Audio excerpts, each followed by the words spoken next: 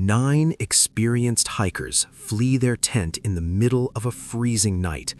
They run half-dressed into a deadly blizzard, and none of them ever come back alive. What could terrify trained mountaineers so badly that they would choose the storm over the safety of their own camp? This is the real mystery of Dyatlov Pass. Our story begins in the winter of 1959, deep in the Soviet Union. A 23-year-old engineering student named Igor Dyatlov organizes a skiing and hiking expedition into the remote Ural Mountains. The group is made up of 9 young men and women, most of them students or graduates of the Ural Polytechnical Institute. They are not amateurs. They are experienced in winter hiking, and they have completed difficult routes before. Their goal this time is ambitious: to reach the remote mountain Otorten during the harsh Russian winter, following a route that would earn them the highest category of difficulty certification. If they succeeded, it would prove their skill and toughness to any future expedition committee. The team sets out in late January. They travel first by train, then truck, and finally on skis, moving deeper into an area that few people visit in winter. As they go, they keep detailed diaries and take photographs. In these early days, the mood seems positive. The hikers write joking comments, they pose for pictures, and they talk about their plans for when they return to the city. On January 28th, one of the 10 original members, a man named Yuri Yudin, becomes ill and turns back. He has to leave the group and return to civilization, never guessing that this decision will save his life. The remaining 9 hikers continue toward the mountains. On February 1st, the group reaches the slopes of a mountain called Kolatsiakl. In the language of the local Mansi people, that name is often translated as Dead Mountain. Bad weather is moving in. A snowstorm and strong winds reduce visibility. Instead of moving down into the forest for better shelter, the group decides to set up their tent on the open slope of the mountain. Investigators later believed that Dyatlov may have chosen this spot deliberately to practice setting up camp in difficult conditions, or simply because they had lost track of the exact route in the worsening storm. That night, the hikers cook a simple meal inside the tent. They write in their diaries one last time. From the evidence found later, everything seems calm and organized. There is no sign that anyone expects what is coming. Then, the record goes silent. Back in the city, the hikers were supposed to send a telegram once they completed their route. When that message does not arrive on the expected date, no one panics immediately. Delays are common on difficult winter expeditions. But as days pass, families grow worried. Finally, the university and local authorities organize a search. Volunteers, students, and military units all join in. They move into the mountains by air and on foot, following the planned route of the group. After days of searching, they find something on the slope of Kolatsiakl. Near the tree line, the search parties discover the hiker's tent. It is still standing, partially buried in snow. But something is very wrong. The tent is badly damaged. Investigators report that it has been cut open from the inside, as if someone used a knife or sharp object to slice their way out.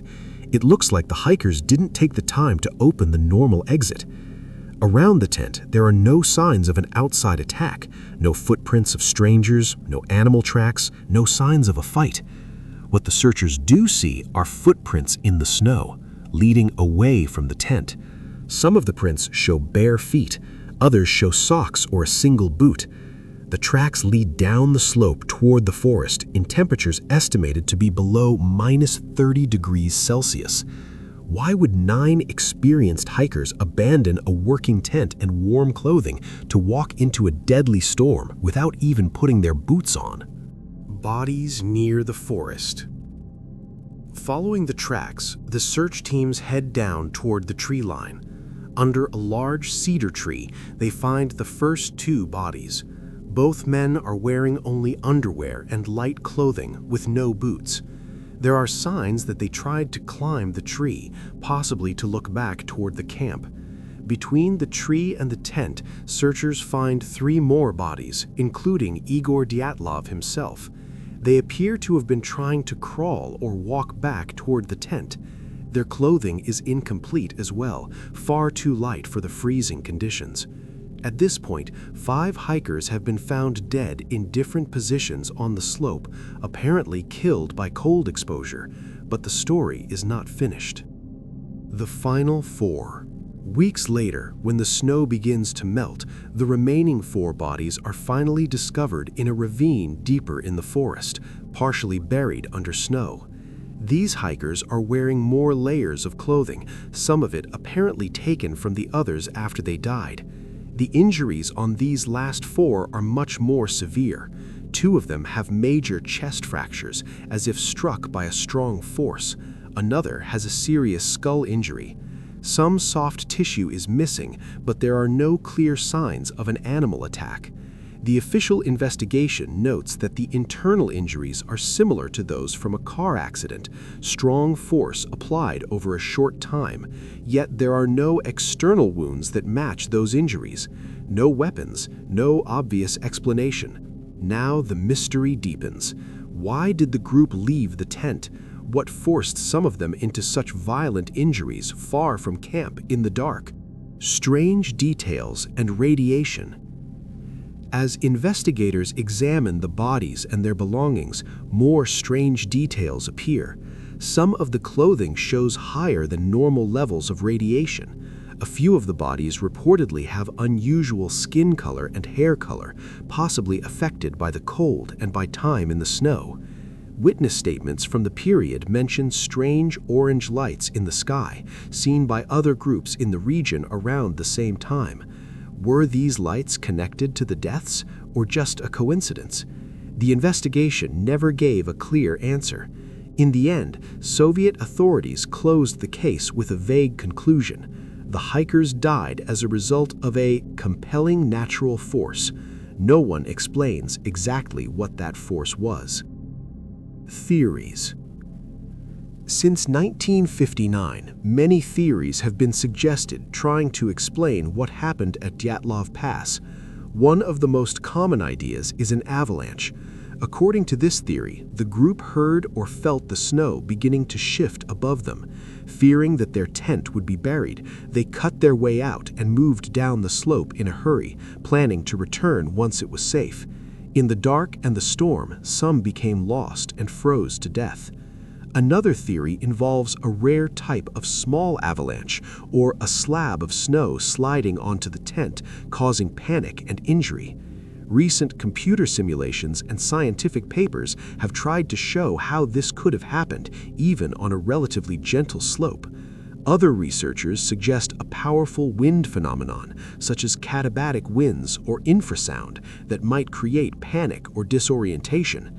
There are also more speculative theories: secret military tests, chemical weapons, or explosives in the area, an attack by local tribes, which most experts consider unlikely, or even unknown creatures in the mountains.